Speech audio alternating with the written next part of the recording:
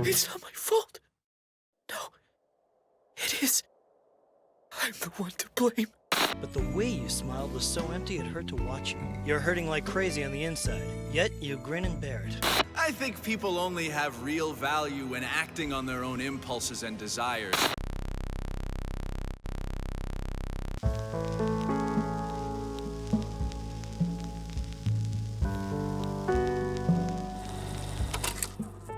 Despite sometimes craving simplicity, humans are incredible creatures.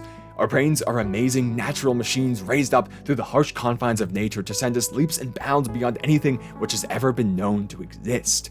We were challenged by a cruel nature to survive, and instead we thrived, seeking an exit from the bounds in which we were born and succeeding. We built ourselves and our creations up until we reached the sky, and then we went even further. We burst out from our origins and left a mark upon the stars by calculating the very mysteries of the universe themselves. Humans are amazing creatures who thrive on this ability to perform internal calculations and make the best decision not on the basis of survival, but of our own will. This is the hallmark of what we are.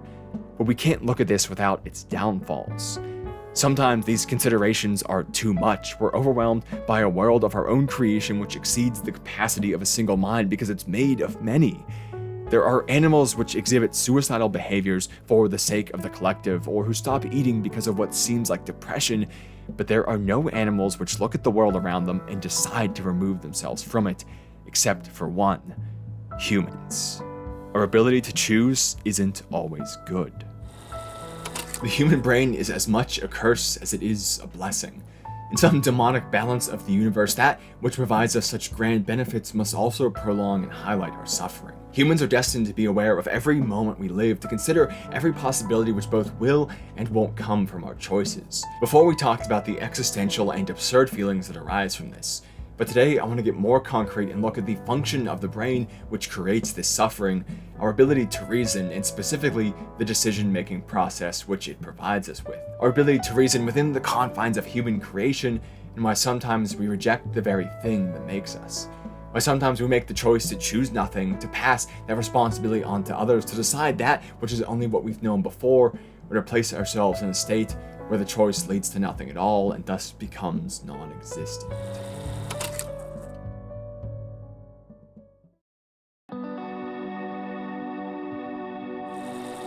This can come in many shapes and sizes, but the core is always one thing: a refusal to decide. Sometimes this choice is easily observed as something binary. The most famous example is probably Ken Kaneki from Tokyo Ghoul. Their world is mostly just ours, but with a key difference. Ghouls, beings who seem exactly like humans, but can only derive nutrition from human flesh. Kaneki becomes a rare one-eyed ghoul after having the organs of Rize Kamishiro, a demented and powerful one, used to replace his own. As such, he exists between two worlds, no longer human but not quite a ghoul either. This pairs with his mother's guiding philosophy, stated as, It's far better to feel pain yourself than to inflict it on others. to make Kaneki the person he is, someone who does nothing. Despite being the main character, his impact on the plot is limited to him being an oddity. Everything which happens to him is a result of others' actions as he reacts to the world around him, seeking to change and better it, bridge the gap between humans and ghouls as maybe only he could do, but with a downright refusal to fight for such a thing. By never taking a side, he watches as humans and ghouls alike keep suffering. He refuses to choose, to give up on one thing for another, so he gets neither. Eventually, as he's captured and tortured, this feeling comes to a head. Forced to pick between one person who should live and one who should die, Ken refuses, saying choosing would be like killing them himself. So his captor Yamari instead kills them both. Ken's inaction only led to death. What he could once ignore was now taking over his mind. This moment breaks him as he begins to war with Rize's mentality which resides in his own. He questions his past and what he perceived as the kindness of his mother's philosophy, now realizing it's exactly because of that he and others have suffered so. He imagines his friends, humans and ghouls alike, all dying as they had before due to his indecision. As Rize says, You know what happens when you play both sides? In the end, everybody loses. She's right. By trying to have some form of everything, he maintains nothing. There's simply too much to try and hold on to. Eventually, everything he refused to fight for was almost lost, so why not at least fight like hell for some of it? This is what he does, breaking free and becoming a cold shell of his former self, obsessed with power so he can protect the ones he loves, but alienating from them in the process. This complete contrast is a result of his lack of choice going so far. It became such a large part of him that when it was proved false, he broke. All that made up Kaneki was really nothing, it was just the space between other things. He became someone entirely different, someone dedicated to one single idea because he was left with nothing. He was simply desperately clinging to the scraps of binary rejection. What we see in Ken's story is something I call the hardest easy path. It's doing something painful for a long time instead of making one hard choice. It's something which quells the anxiety and woes of the mind for a moment, and in this appears to avoid pain, but it merely saves it, intensifies it, and returns it later to hurt us more. The smaller amount of pain you experience from splitting the difference starts to add up, time by time, creeping in back every now and again to remind you how much work it really is. It all looks fine until suddenly it isn't, and you realize it's much too late to fix things. You're torn in half by what you cling to. He goes from fighting with a kid from school to being kidnapped by a mad cannibal to watching his pseudo little sister's mom die as he does nothing to being tortured out of his mind. If he decided early on to fight for one side or the other, at least some of this could have been avoided. He could have maintained some sense of himself rather than losing all of it. It's hard, and you'd be justified in despising this world for providing you with decisions which only allow for pain either way. It's easier for the moment to just not pick. But we have to play the role of a realist and understand how our world works. Pain is inevitable, all things end. By holding on to all of them, we never find one which can grow into our future, and we lose them all. So if every path has pain, we may as well pick one so we can at least determine how we hurt, shouldn't we? But we don't always think so. Often decisions are much more complex than just A versus B. It's not a question of which side is better, but what even are the sides? How can we know that before we decide on them if we can't see them? With all this confusion, we may look to others for guidance, those who faced such things before, those who share maybe even the same goal we want to achieve but have no idea how to personally start. This creates a well-needed ease for the mind. Humans are meant to work together. But in this ease, we may find reliance. For the first time in a while, we can look at Jormungand. The story is relatively simple. An arms dealer who hates war, Koko Hekmatyar, travels the globe with her personal security, amassing insane wealth and gathering the will of friends and foes alike. Her soldiers follow her without question as she builds a system designed to overtake the world's systems and thus put an end to war as we know it. However, this comes with a cost. The first step is shutting down all methods of trade and transport to begin total control, which means no matter when it's used, people's lives will be lost, like those aboard planes. She tries to justify this cost, saying, "But that number is insignificant next to those who would otherwise die in the future wars we'll be preventing." This doesn't sit well with the other main character, Jonah, a child soldier who was brought under Koko's command. Having known nothing but war for his entire life, Jonah follows orders without question, whatever they may be. From security detail to active battlefields, he faces death head-on, content to complete the mission set out for him by another. Also despising war, he sympathizes with Koko. He wants an end to the thing which consumed his entire life. But he can't abide by the cost of her actions. This is where he makes what appears to be the first real decision he ever has. He leaves her, running away and joining her brother instead. But he's just another arms dealer. While this ignores part of the issue, it doesn't actually change his situation. He's still living the same life he hated, only now without the warmth and comfort he felt from his old team. Knowing she has a weak spot for him, Jonah could have run away to anywhere and Koko would have let him go. The world is open, yet he runs back to the only thing he knows. Eventually, he grows discontent with this and quits her brother's command as well, taking another stab at free will.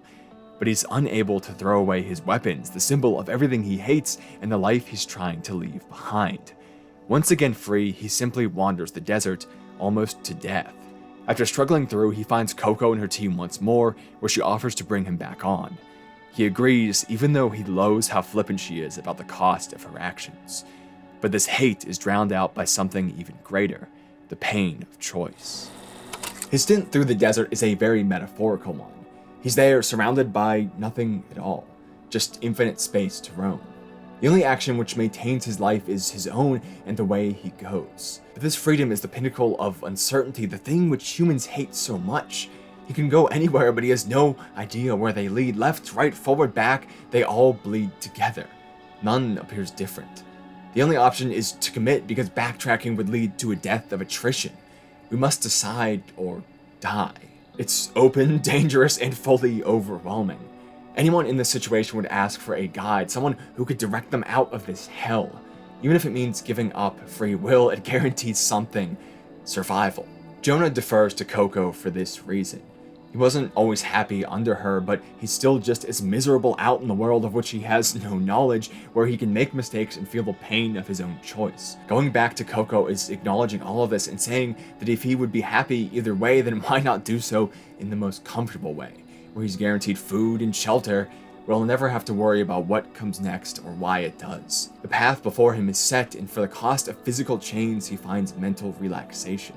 One of the harsh truths we've already discussed is that every decision has pain, and as such, we'll probably look back at them all through the lens of regret and feel nostalgia for the things which could have gone better. This is a constant cycle of being human. We doubt our decisions because an unideal world makes them hurt us so. Through some of our own fault and some of the world's, we're unhappy, and we can only ever fix part of that equation, our own. Passing it off is one way to do so I understand Jonah's decision to let someone else decide.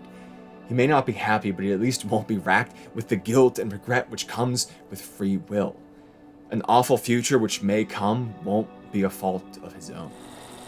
Sometimes, though, we don't have to look to someone, but rather to something to make the call for us. That thing can be the past. Each major life decision comes about because something which is yet to come is threatening that which already is. When we merely hold on to what once was, even when it's past, then did we even really make a choice? Or did we just appear to, tricking others and maybe even ourselves into thinking we did? This is where we can look at Durarara. Kida, the best friend of our main character Mikado, is a young adult haunted by his past inability.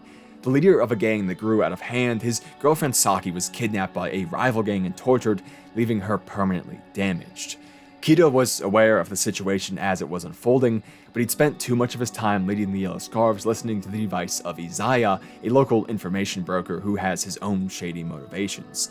Kida became reliant on this advice. As such, when Saki was in danger and Kida couldn't reach the source of it, he panicked, unable to take any action. This is a tale of the pitfalls of relying on someone else for choice. What happens when they decide to stop? Now we're not just faced with our own freedom, but also our own freedom with no experience of how to deal with it. But his story is also more. Despite wanting to detach from this past, leaving his game behind, and even breaking up with Saki, Kida is only ever paying lip service to change. He's suddenly throwing the world around him out of order as it did to him, and claiming that things must be different because of that. After being stuck in the view of Saki's window for days, he finally goes to see her. And he keeps going. She makes the same speech every time that he'll never really be able to leave her. And as it seems, she's right. He keeps coming back. It's a constant cycle with no progression. Now, he's an overt womanizer, hitting on, or at least wanting to hit on, every single woman he passes. But he never actually acts on these displays because he's not able to break this cycle. He's forever locked in the view of that window. He's living a loop of trying to convince himself he's moved on, but never taking the action to actually do so, never following through. You and me are over with. Finished! We're ancient history. The illusion of choice for everyone watching, but the reality of indecision for himself. Eventually, as he sways back and forth, he finds the momentum to finally move, only that motion is backwards. He returns to lead his old gang, seeking the power to protect his friends from the darkness lurking in Ikebukuro. It seems for a moment that maybe at least this backwards motion could be sprung forward. At least he's done something, even if it isn't positive. At least it's his own pain now, right? But we witness a past that moved on without him. The gang he once knew is gone. Now it's composed almost entirely of members from the Blue Squares, his old rivals, and the ones who hospitalized Saki. They overthrow Kida and seek to wield power of their own accord.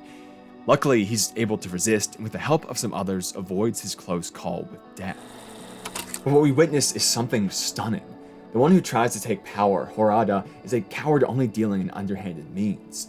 The actions he takes are fully pitiful, but they almost destroy someone much stronger. I think this is because Kida was going nowhere, running in circles. Given enough time, the weak can best the strong. and by flipping between past and present, Kida gave them all the time they needed. His story is obviously a bit more complex than a basic A versus B. By leaving the yellow scars behind in the first place, he made the decision and won to lead a better life, but he didn't follow through on it, proved that he goes back. The door was always open, always calling back to him. Luckily, he ends up okay as he firmly decides to move forward. But he's a message that decision is even harder than just one moment. It's also living with the results of it as they play out and cause us pain. It's looking at the guilt that causes us stagnation and knowing we have to push through it even when we want nothing less. We can't simplify things down to moments alone. Decisions are days, weeks, months, and even years. But one thing is clear. Backtracking will only set that clock back, only make it longer and allow that pain to build up as it did with our other cases. To avoid pain, all we can guarantee is to move forward solidly out of the past, committing to a path which branches forward. But that alone doesn't guarantee progress, because some paths that seem to be forward splinter off and may leave you finding yourself lost. It's possible to decide on something that really isn't anything to do at all, to do so all by yourself, but to go nowhere from it. To move from the past into a future that simply doesn't exist. For that, we must turn to nothing itself, the void of space. Naturally, it wouldn't be one of these videos without it, Cowboy Bebop, but today is Jet Black's turn. Looking at his backstory, we get a similar story of how the past can lead us to choose a future of nothing. Once an ISSP investigator, Jet Black worked on his home planet Ganymede as a keeper of the peace, the black dog who never let go once he bit his prey. There he fell in love with Alyssa, a woman who gave him the warmth he needed to keep going. However, because of his somewhat controlling nature, she leaves him with only a note that says farewell and a pocket watch that will one day stop. To avoid the depression he found in this, he became consumed in his work, growing hot on the heels of the mafia organization that's corrupted the ISSP. Too close for comfort, they set up an inside job to kill Jet, succeeding only in taking his arm, but leading him to grow disillusioned with the blatant corruption and quit. They still accomplished what they wanted. Now, when Alyssa left him, he vowed that once the watch stopped, he'd leave Ganymede for good. Eventually it does, and he follows through on his word. He buys the Bebop and begins his work as a bounty hunter, drifting through space from job to job with no true direction. We need to look at his course a bit creatively like we did with Jonah. The young boy of Jormungand ends up in a vast nothingness by accident. The realization of choice led him to this spot. Jet, however, knows exactly what this space is. He doesn't stumble upon emptiness, he goes to it because it lacks direction. He doesn't find fear in this, he finds the kind of comfort which leads one to stop their search. It's like choosing another to decide for you, but making that someone no one at all. The choice to drift across space is the choice to stop choosing. I don't think this is a fully active decision, but it's more like a learned behavior. A lack of commitment because commitment never led him anywhere stable. The organization he gave his life to tossed him aside for money. The one person he loved left him with nothing more than a few simple words on a piece of paper. Standing firm has never improved his life, so why willingly do so? Drifting is avoiding the pain that's associated with locking oneself out of every option that isn't chosen by choosing none of them, knowing that one won't be happy either way, but at least they won't be in pain. With no commitment though, any happiness one somehow finds can be destroyed at any moment, and this is what we see. Eventually the found family Jet gathered falls apart, and by the end, we can only assume he's right where he started years ago, alone. When Spike leaves, Jet has no way to convince him to stay. They understand the reality of the situation too well by the end.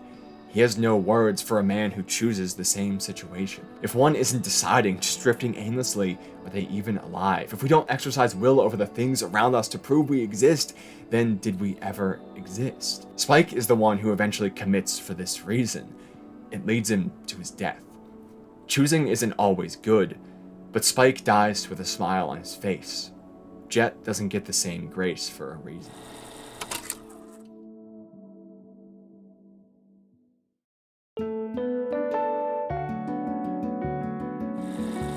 Sometimes we recognize all of this, everything we've covered, and yet we still don't think ourselves worthy of decision. We witness the walls of our world, our societies, and our own minds around us shrink down, and we reject our impact, and as such, never choose. This is where we find Simone in Gurren Lagann, a meek boy digging tunnels for his underground village, where humans have lived for enough time they believe the surface to be a myth. Simone is content trapped in these walls, digging tunnels and keeping a few treasures he finds for himself. as he describes drilling, simply following the path of least resistance his tool decides, we can see that he doesn't even find choice in that. He's simply following, and for the most part that is him in full. However, his pseudo-older brother Kamina is the opposite, a man bursting with passion who believes wholeheartedly in the surface he saw as a child. Knowing the true power Simon holds, Kamina ropes him into all of his failed schemes to escape until a giant mecha falls through the roof and the sky reveals itself. Defeating this foe with the help of their own mecha Simon found, they reach the amazing view Kamina dreamed of. Simon, from the mech to the one supplying the power, is who made this all possible.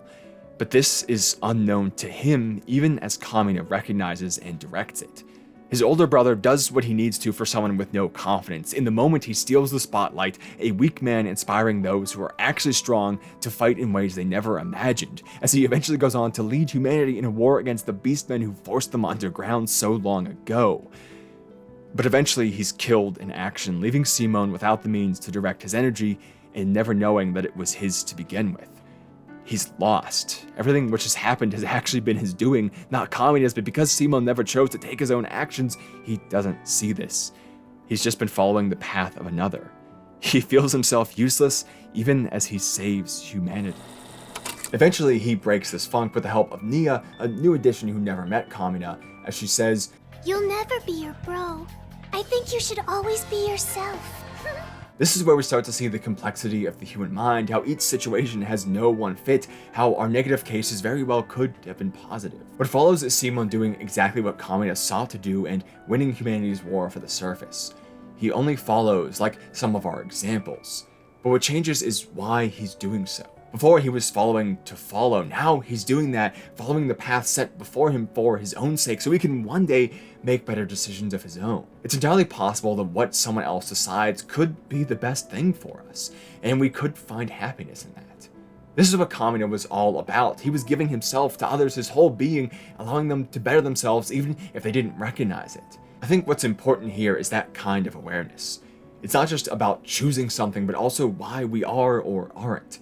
Is it fear that makes us follow orders, or is it trust in someone we love? The world and our situations within it, especially human ones, are complex. No formula will fit all of them. We have order and structures of power for a reason at times. To make our grand achievements possible, like Kamina taking back the surface, we follow the people who are working to do so rather than plugging away at our own solutions ourselves, a scene the anime directly shows to us as Team Gurren tries to free itself from a stone prison, no one directing their efforts, so they get nowhere. Deferring choice can be a good thing, but we must be aware of why we do so.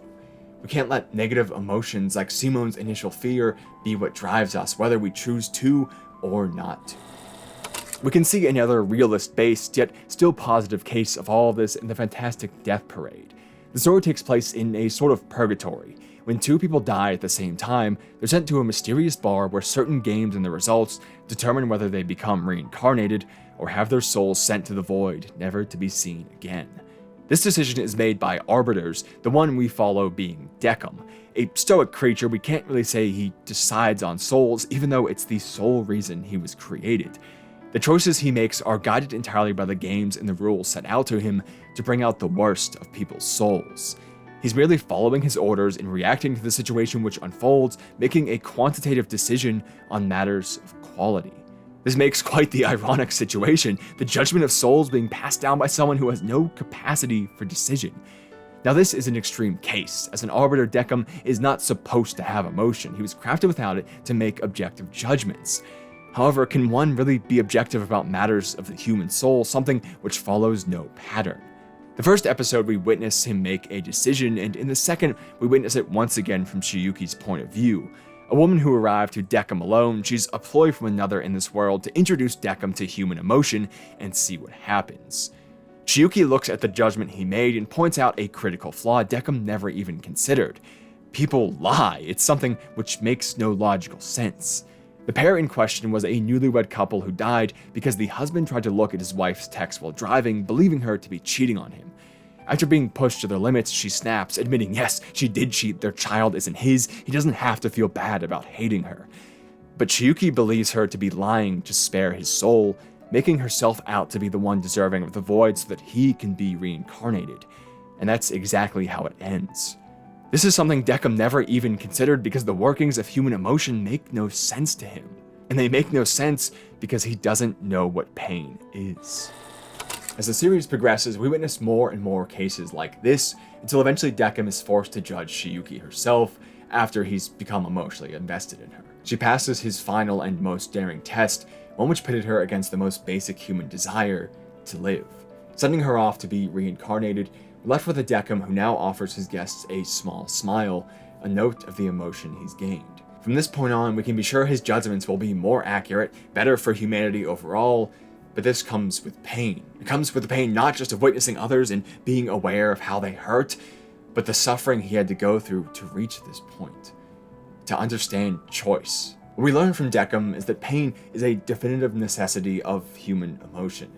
Making a choice is seeking something new, whether forced by the world around us or not. And pain is what motivates us to seek something that we don't have, to better our situation, one which is hurting us. Without that, there is no motivation to make a good pick or even to make one at all. Without pain, we're like Decim, vaguely following what was laid out before us, wrecked not with indecision, but with a downright rejection of our own will. It's an awful fate that pain is a necessity to find the best option. But we have no other way. The world created it for a reason. Trigun's Vash the Stampede gives us a hopeful look at splitting the difference and how maybe it can work. Kind of. Vash begins as your typical good guy. He's a complete goofball who refuses to kill because killing is simply bad. He scarfs down donuts, drinks himself stupid, and hits on almost every woman he sees. But slowly, the veil begins to drop. We witness a different side to Vash as his plot armor is revealed not to be the illogical whims of a writer, but rather the immense amounts of effort of an essential superhuman. Vash is an alien, taking human form but having lived for over hundreds of years, even with the ability to fire an immense amount of energy from his body, enough to destroy part of the moon. He's able to third option every situation and never choose between good and evil because he isn't human. His body and mind can take the kind of torture that regular beings simply wouldn't be able to withstand. We witness this with Nicholas D. Wolfwood, his sometimes companion who serves as the realist. If killing one person saves three, he believes you take that cost.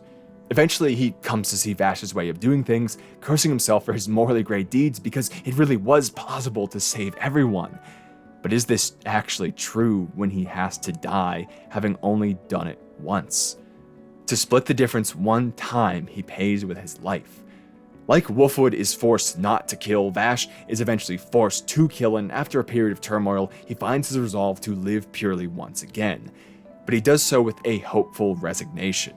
He understands the path before him will be awful, that it'll be a lifelong pain to do what he wants to do.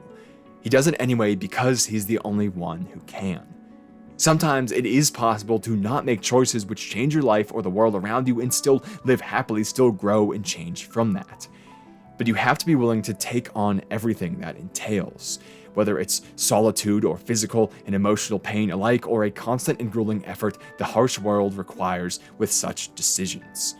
While Trigun is hopeful, that hope is rooted in realism and cost.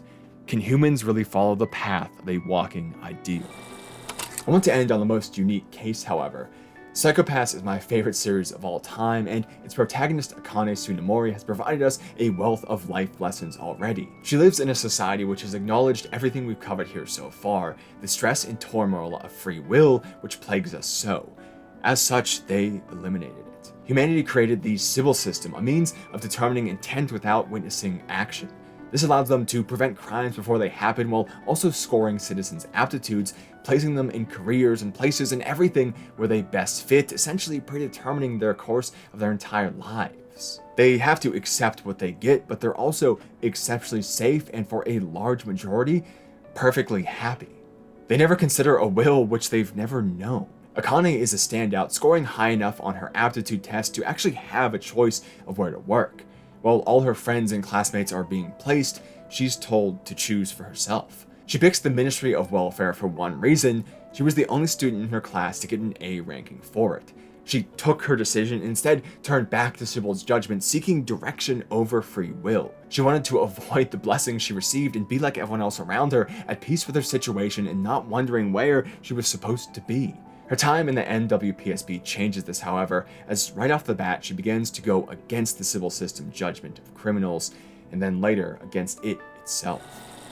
In a society which says yes, she begins to say no where she refused before.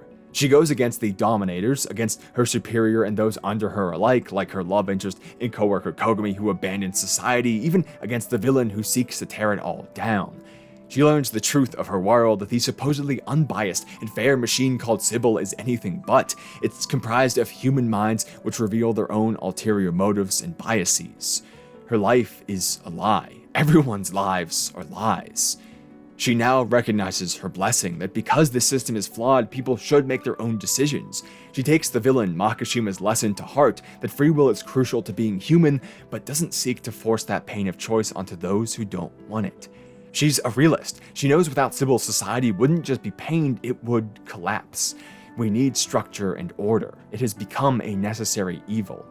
And as such, she begins to fight it from the inside. She protects it from being destroyed, but seeks to change it to be something better and to one day remove it entirely once society has evolved. She decides to seek a future which may or may not exist, but commits to it anyway. She looks for something on the whole, a feeling, a state of being more so than a certain goal, even if she has one in mind to accomplish that state. She's making the best choice from within her bounds, exercising will within context. I think it's obvious that I once again see her as the ideal case. We'll be told what to do, and other times we'll wish we were. We'll look to our past to shape the future, but might also get lost in it. Our opportunities will be limited, but we'll always have a range within it, freedom and context. And we can always decide to go against what limits us if the pain of not being able to choose by outside forces grows greater than the ease of being told what to do. As Akane famously says, I feel like it was to think about yourself, agonize over it, and accept it. Existence sucks. It's full of pain and suffering, and that's something we'll never be able to fix.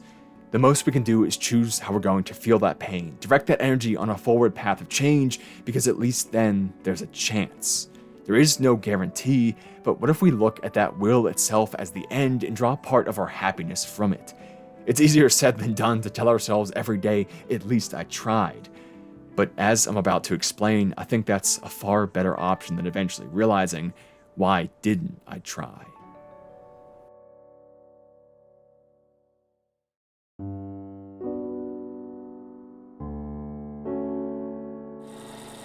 This is where I reveal I'm a liar. Akane wasn't our last case.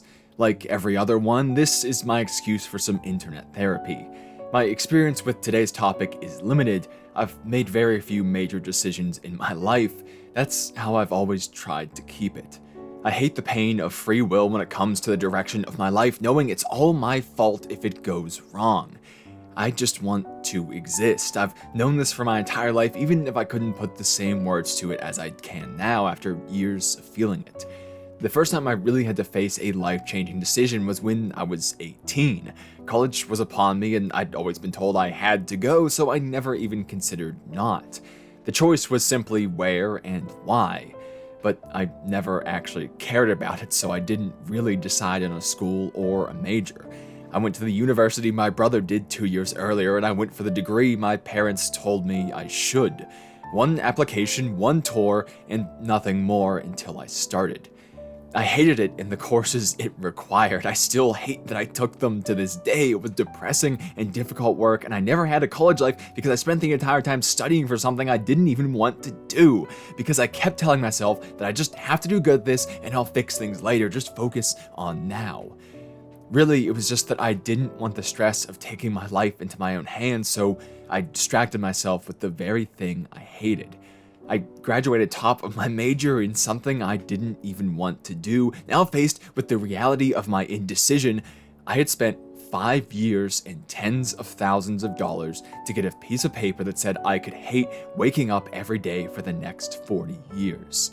I knew other things I liked. I was already editing and acting and working on different productions at the time. I knew other day jobs existed and that I could have done well in any of them once maybe I could at least deal with a little bit better than the thing I hated so much. But I didn't have the mental strength to face the idea that the rest of my life was going to be dictated by the lines I filled out on a few pieces of paper. So instead of choosing, I ignored it. I went with what other people thought would be best. It kind of destroyed my life.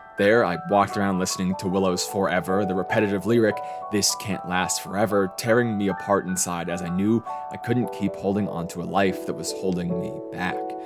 I walked half the time crying about anything and everything, all my fears, whether they were related to work or not, but all stemming from the same place, my inaction. The pain I was feeling, how it was able to build up to such an extent it physically wore out my body, was because I was like our characters here today. I avoided a few moments of discomfort in my past by never taking my life into my own hands, and I paid for that by feeling 7 years of anguish all at once. I always wondered why I never seemed to have the life-changing moments as my friend. I watched them all leave for different jobs and visit new places and get married and take trips and do all of this while I sat at home for years and called it the smart decision. The moments that would change my life were there, I just wasn't acting on them. I think I'm finally different now. I'm finally considering moving. I really want to have my own place so I can express myself as much as I want and have people over for the first time and meet someone and make a place with them and set up new things. And I'm basically finally dictating my life, starting years late at these same desires people normally much younger than I have.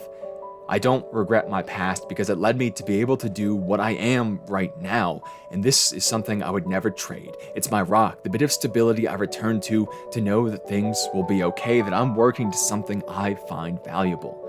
Within 3 or 4 years, it'll more than likely be financially viable enough, at least for me to survive. But until then, I pay for my mistakes in the 70-hour weeks on 40 hours of pay that I put in. I'll more or less truly be starting my life at 30. That's what I have to deal with because I never decided on how it should actually start and now have to manage it in the context of what others decided. I say this not to ask for pity, but to stress how costly fixing the mistake of inaction is. I highlight how much work this is because I want to show the toil it takes on one's very soul because I don't want others to make the same mistake. I see kids in the same spot I was, unaware of just how much life builds on the current moment you're feeling. It sucks to decide your whole life before you even know who you are, before you've even experienced the world and what it is, where you want to fall into it, and everything that is human. It is an impossible decision, but it should at least be one. It shouldn't just be impossible. You may have a little input or a lot, but whatever you have, use it. Take a bit of struggle right now to save a lot of it later. If I can teach anything, one thing throughout any video I've ever made, this is the one I care most about. If one person finds betterment from this pain, then it was worthwhile, at least to some degree. Maybe since I'm trying to get better, it already was. I can't tell you the meaning of life or yours or mine or any in general, but I can tell you this for sure.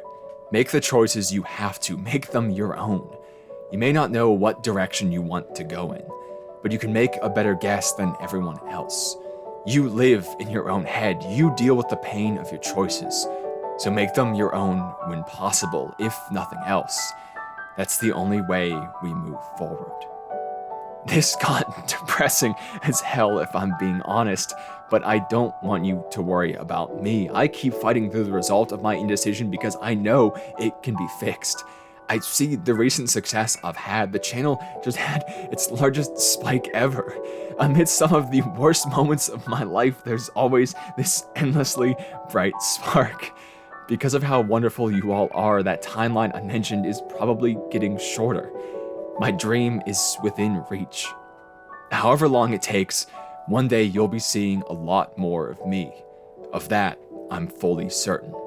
So I hope I'll keep seeing a lot of you.